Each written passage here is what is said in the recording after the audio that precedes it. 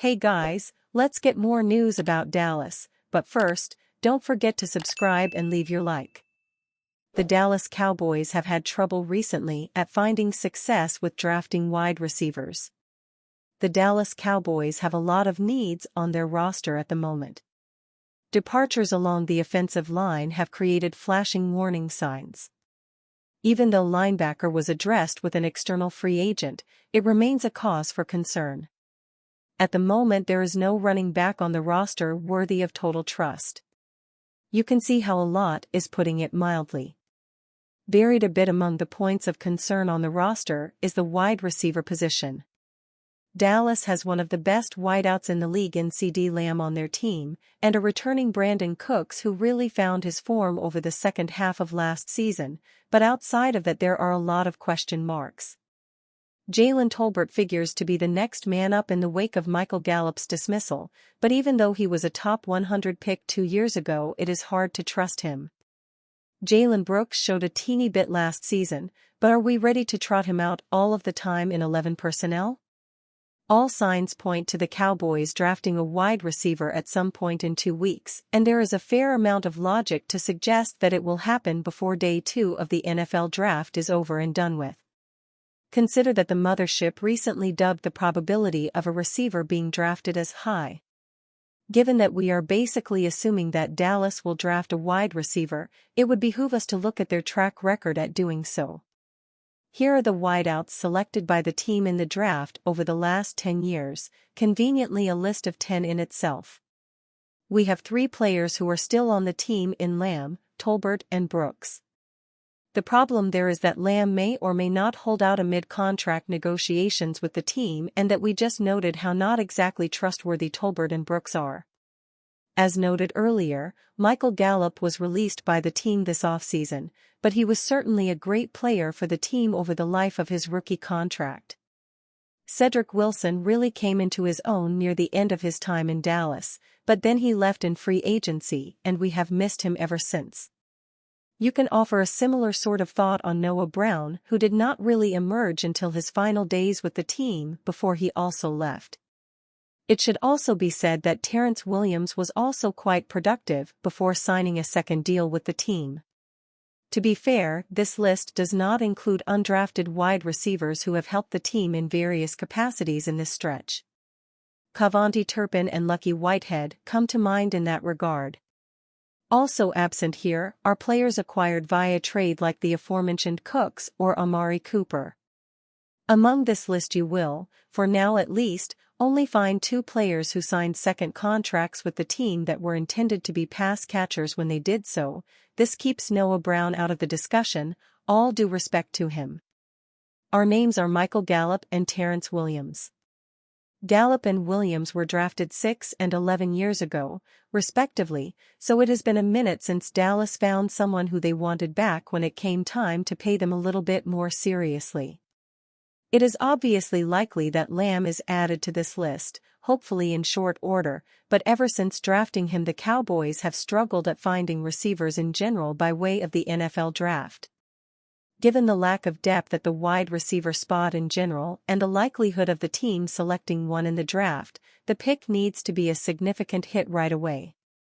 The Cowboys won't be entirely depending on their would-be wide receiver who they draft, but there will be a significant amount of responsibility placed upon his shoulders. We live in a time where the draft classes are generally deep at wide receiver given the evolution of the college game, and this year is no different. But ever since finding a generational wide receiver in CeeDee Lamb in the first round, maybe pay that guy, the Cowboys have not been able to get a proper second piece of the pie. Dallas Cowboys safety Wanya Thomas rips fans on social media. Dallas Cowboys fans are not exactly known for their patience, and this offseason is offering proof of that. For nearly a month now, Cowboys fans have been up in arms over the team's inaction in free agency. That may even be understating it, as fans have been livid since January's playoff loss to the Green Bay Packers, possibly even longer. The civil unrest among Cowboys fans has even gotten to the players, at least to safety Wanya Thomas. A second-year safety out of Georgia Tech, Thomas took to social media to essentially tell Cowboys fans to lighten up a bit. The 23-year-old replied to a video posted on the Seattle Seahawks account with the caption "having fun with it," and lamented why the Cowboys can't do something similar. "I love how other teams can post stuff like this, and their fans are like, I love how my team is having fun. God forbid our media team post something like this, most our fans gon' say see this is why we don't take football serious." Thomas wrote on X, "Dallas fans are indeed a fickle bunch, but at this point, who can blame them? The Cowboys are getting close to 30 years without even an NFC Championship game appearance, and fans have watched the team flame out repeatedly in the playoffs ever since. All the while, the front office is doing little to fix the issues, at least in the eyes of fans." If Thomas wants fans to lighten up, it's likely that nothing short of a Super Bowl victory will make it so. Possible pick: is Zach Frazier a first-round pick? The 2024 NFL Draft is fastly approaching at the end of April, and the draft process is in full swing as the Dallas Cowboys and other teams work their boards to see who would be good fits at the next level. Zach Frazier, a multi-sport athlete from his time in high school, Zach Frazier was a four-time heavyweight wrestling state champion while compiling a 159-2 record during his high school career. Frazier was the first freshman to start on a West Virginia offensive line since 1980.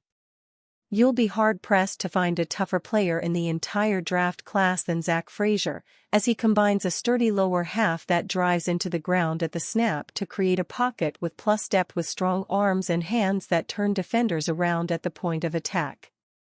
A broken leg that he suffered in late November might limit him in training camp for whatever team pulls the trigger on drafting him, as once he is cleared, getting to work on not overextending with his 32.5-inch arms will be a key focus.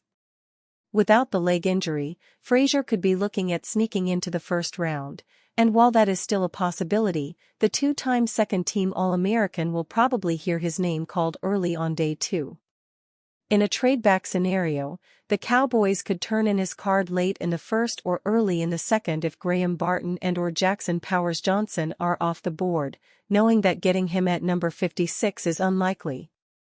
The toughness and run blocking from Frazier would immediately contribute to the middle of the Cowboys' offensive line, as he could take on the leadership role in the beef of the offensive line and bring an aggressive play style that will pay dividends immediately.